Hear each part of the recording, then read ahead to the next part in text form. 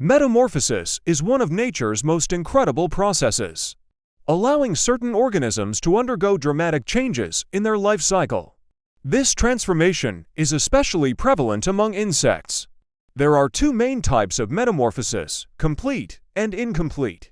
In complete metamorphosis, there are four distinct stages: egg, larva, pupa, and adult. Butterflies are a classic example.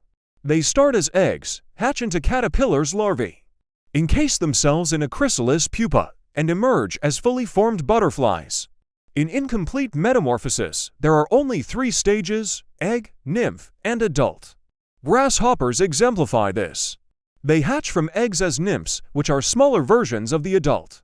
As they grow, they shed their exoskeletons multiple times before reaching adulthood. Metamorphosis is not just a physical transformation. It allows organisms to exploit different ecological niches at various life stages, reducing competition for resources.